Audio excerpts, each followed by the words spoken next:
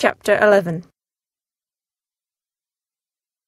Instead, Elizabeth stayed at the parsonage, and again read through her letters from Jane.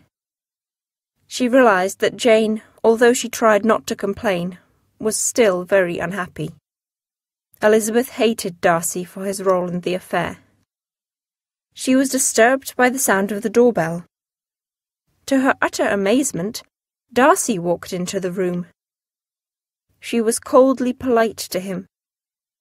He walked around the room for a while, and was then silent for several minutes. He seemed agitated. Finally he spoke. "I have struggled with my feelings, but I cannot repress them. I admire and love you." Elizabeth stared at him in astonishment. He continued. He spoke about his deep feelings, which were in spite of her low origins. He did not like her family, but still he wanted her to marry him.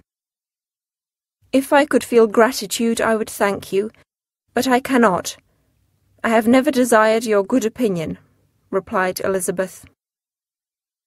Mr. Darcy was surprised and angry at her response. "You might at least inform me why I am rejected, and with so little endeavour at civility." "You evidently wish to insult me. First you say you like me against your will, and against your reason. But there is much more. Even if I did like you, I could never accept a man who has ruined my sister's happiness. And even before that, my opinion of your character was decided when I heard about how you treated Mr. Wickham. You have reduced him to poverty and destroyed the best years of his life." "And this is your opinion of me?" cried Darcy. "Or are you rather angry at me because I have hurt your pride by my honesty about your family? I am not ashamed of my feelings, and I will not disguise them. Could you expect me to be happy about the inferiority of your connections?" Elizabeth felt herself growing angrier every moment. "You are mistaken, Mr. Darcy, if you suppose that I refused you because you offended me. But I do not feel bad for refusing you, since you have not behaved like a gentleman," replied Elizabeth.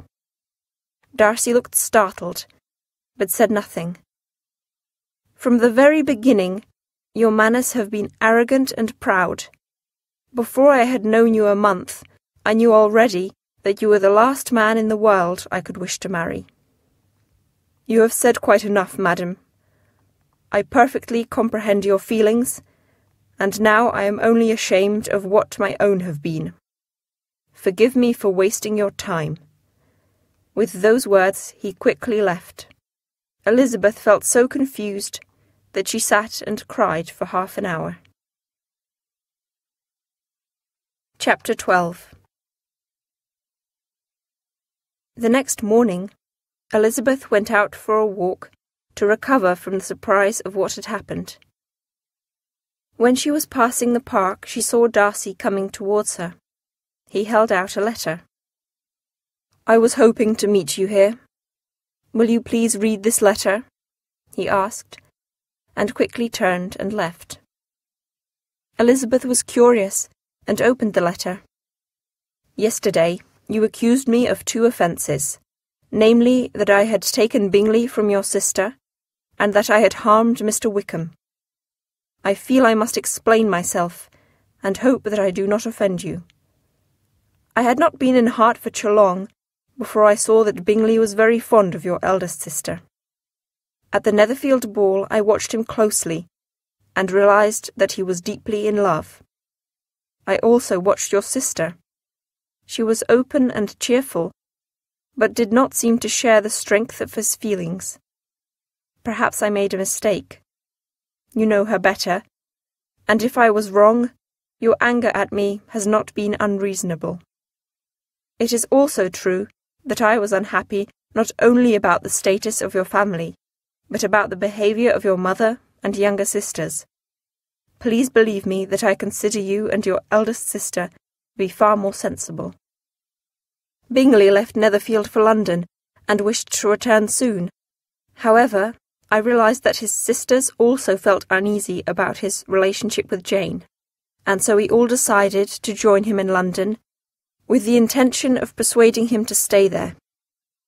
I told him of my opposition to the marriage, and that I did not believe that your sister loved him. Bingley trusts my opinion more than his own, and so agreed not to return to Hertfordshire. I wished only to protect my friend, and cannot blame myself for doing this much. There is only one thing I do not feel proud of. I learned from Miss Bingley that your sister was in London, and we kept it from Bingley. He does not know to this day, and I apologise for this deception. I cannot apologise for my mistreatment of Mr. Wickham, and deny it entirely. His father was a very respectable man, who managed the Pemberley estates. My father was very fond of him, and so paid for the education of his son George. He hoped that young Mr. Wickham would become a clergyman, but I knew this would never happen. My father did not see his faults, but George Wickham could not hide his true nature to a man of his own age. My father died 5 years ago, and his own father died soon afterwards. My father had asked me to find a church for young Mr. Wickham, and also to give him £1,000.